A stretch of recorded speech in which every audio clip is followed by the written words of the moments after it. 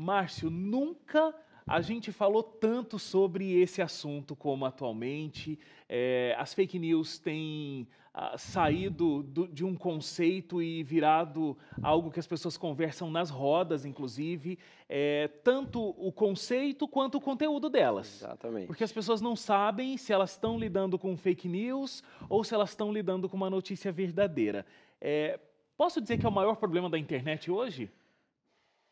Bem, eu diria que é um dos maiores, né? É difícil a gente falar do maior. Eu acho que existem muitos problemas na internet, mas sim, é um dos maiores problemas hoje. E quando a gente está em eleições, eu diria que ele se torna talvez o maior. É, eu tenho uma pesquisa aqui que foi divulgada pela Universidade Norte-Americana, o MIT, Uhum. que os fake news se espalham 70% mais do que as notícias verdadeiras. O que, olhando para esse número, nem parece tão absurdo, porque o que faz de uma notícia boa? Ela ter algo muito grandioso, muito curioso. O cotidiano, o comum não é notícia, né? O que é Uhum. notícia é o que sai. Então, é por isso, 70% mais divulgadas, 70% mais compartilhadas do que notícias verdadeiras. É esse o segredo da fake news, o conteúdo mirabolante que ela tem? Uma das questões assim que todas as pesquisas realmente mostram é que as fake news elas tendem a usar como técnica de atração esse sensacionalismo, né? Então enfim, todos os institutos, todas as organizações que fazem dicas de como combater isso, uma das primeiras dicas é cuide, né, do conteúdo principalmente sensacionalista. Uma tragédia, uma situação assim de exceção, ela chama mais atenção. Realmente, aquela coisa do cotidiano, ela chama um pouco menos atenção. Então, sim, é uma técnica usada por quem produz fake news, fazer algo, como você falou, mirabolante, sensacionalista, algo que tende a chamar mais atenção. Eu já vi até você questionando o conceito do nome, fake news, porque, né, que é notícia falsa. Então, isso não é notícia, na verdade, né? Não deveria nem ser caracterizado como É, com a palavra notícia, a palavra news do inglês. Existe aí um debate no meio dos ativistas dos direitos digitais, né? Existem muitas organizações que trabalham com isso. Esse termo fake news foi utilizado principalmente na campanha do Donald Trump, né? Que é um personagem que a gente conhece, muito pitoresco, muito né, polêmico, né? E esse termo ele começou realmente a se popularizar e se tornou sinônimo de notícia falsa, etc. A gente acha que tem aí algumas diferenças, mas assim, para não confundir as pessoas, e como esse termo se popularizou, né? Então, na verdade, o debate em si, né, é menos importante a gente ficar indo nas minúcias de que fake news é ou não é notícia falsa, coisa e tal. Ou seja, a gente precisa ir no que realmente é relevante. Ou seja, como as pessoas podem identificar, como se dissemina, que regulações precisam existir para isso, etc. Então, no momento, eu acho que a gente saiu um pouquinho dessa discussão de que fake Mais news é ou não conceitual. é. Já vi até, saíram em outros canais de televisão já debates, assim, cientistas políticos falando, fake news é uma coisa, notícia falsa, mas tudo bem. A gente Uhum. pode chegar a essas nuances, né? Mas eu acho que o cidadão comum hoje ele está acostumado ao termo. Eu me dei por vencido também Tá de que tudo fake certo. news é o que todo mundo já sabe. Vamos lá, como é que a gente combate isso? Vamos falar desse combate, vamos falar do Instituto de Tecnologia e Equidade. Eu disse ali que vocês caçam esses robôs que espalham as fake news. Como é que isso funciona? Porque não deve ser fácil identificar esses robôs, né? A gente é uma organização que tem como missão, né, alcançar a equidade com o uso ético da tecnologia, né? A gente tem produtos de pesquisa, a gente está lançando daqui a algumas semanas uma pesquisa sobre desinformação, o uso de robôs nas eleições do Brasil, né, desse ano. Então a gente tem uma pesquisa sobre isso e a gente vai produzir também um paper. A gente, juntamente com outro instituto, tem uma plataforma chamada Pegabot, e aí eu vou comentar sobre isso, né? A gente também faz parte de uma coalizão de atores que faz um movimento chamado Não Vale Tudo, que é justamente para promover a ética nas eleições. E dentro desse Não Vale Tudo tem 4 pontos centrais, um deles é robôs, mas não apenas esse, né? E a gente também vai fazer parte de uma aliança, a gente vai apoiar um movimento junto com uma organização do Rio de Janeiro, que não foi lançado ainda, então não posso mencionar, na qual a gente vai fazer monitoramento em tempo real notícias falsas e uso de robôs durante as eleições, durante 60 dias. Né? Vai haver uma sala de controle, uma sala da democracia fazendo isso. Então, são várias iniciativas que a gente se envolve, né? Mas essa especificamente de robôs é uma plataforma que foi implementada. É um projeto piloto, é importante deixar isso claro, não é um projeto de alta escala. Ele tem um caráter mais educativo do que um projeto, vamos dizer, de grande monta. Ela se chama Pegabot, né, pegabot.com.br. Ela utiliza uma ferramenta baseada numa ferramenta de uma universidade americana, se chama Botometer, né, ou medidor de robôs. E isso é muito simples. A pessoa entra lá, coloca o Twitter, uma conta do Twitter, nessa plataforma, e ela vai ver a probabilidade daquilo ser um robô. Para que serve isso? Para que a pessoa que participa das redes sociais e interage com contas do Twitter e coisa e tal, ela possa descobrir se de repente ela está interagindo com um robô. Se algumas contas com as quais ela tem conversas ou vê certas matérias, certos assuntos serem colocados para ela, ela vai, pô, será que eu estou falando com uma pessoa ou será que eu estou falando com um robô? A gente vê que isso tem um papel educativo também para as pessoas. Existe também a proposta, isso daí ainda está em curso, da gente fazer algumas pesquisas setoriais. Então, por exemplo, a gente pega um tema aí pulsante, sei lá, um caso de racismo, um caso qualquer que seja importante, a gente vai ver quais os twitters mais ativos nisso, para ver se eles são robôs. Então, a gente vai pegar lá os 50 twitters mais ativos nisso e ver quantos deles eram robôs. Publicar uma matéria especial sobre isso. Candidatos, pegar os twitters dos candidatos, ver lá os 100 twitters mais ativos que seguem os candidatos, quantos deles são robôs. Então, a gente vai fazer uma série de matérias a partir do que essa plataforma identifica. Só querer fazer uma ressalva. Essa identificação ela não é perfeita, porque hoje em dia os robôs eles são muito sofisticados, tá?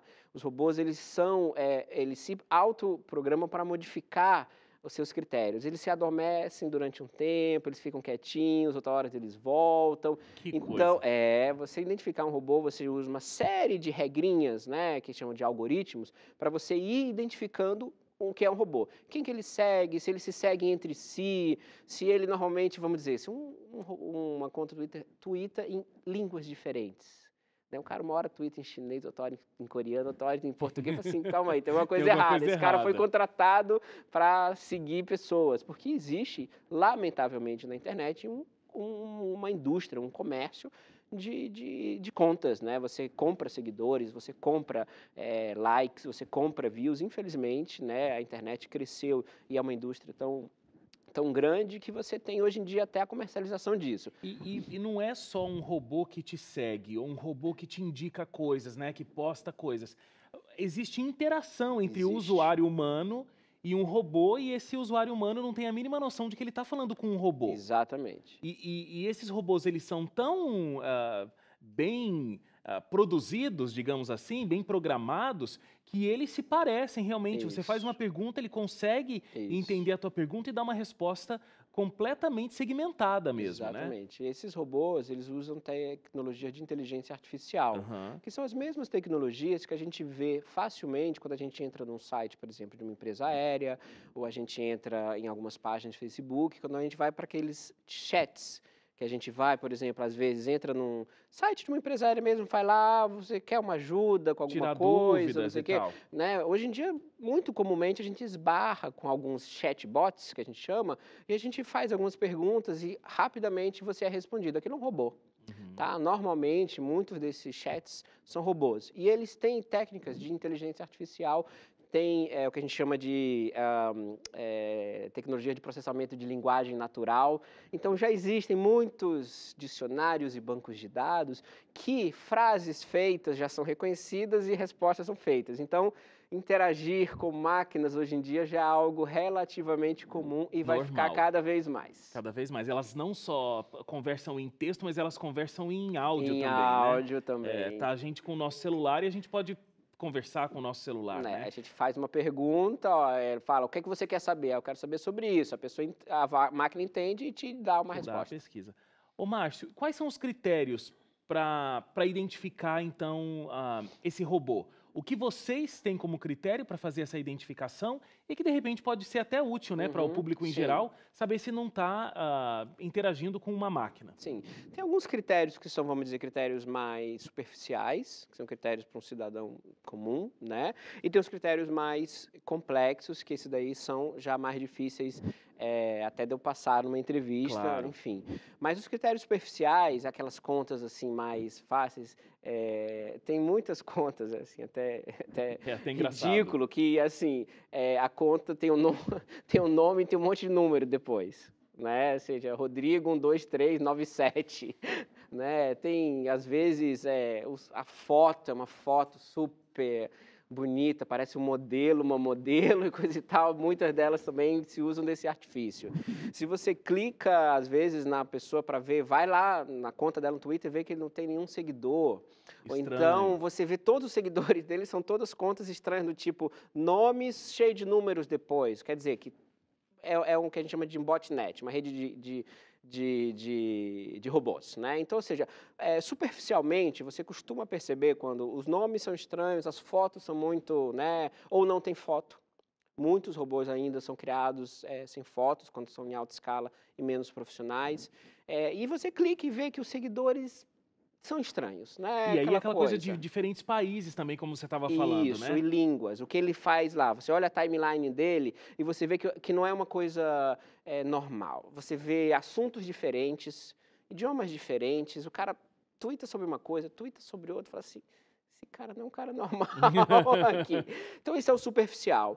O que é por trás, realmente, aí é uma análise das redes das pessoas, realmente, um cruzamento que é feito entre quem segue quem, a rapidez do Twitter. Por exemplo, assim, as máquinas que fazem análise de robôs, eles costumam medir quantos tweets um robô fez num determinado momento. Ah, não tem jeito, fez mais de um Twitter por segundo, já crava como robô.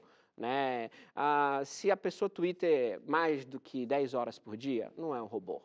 Não é humano, apesar de que é possível, né?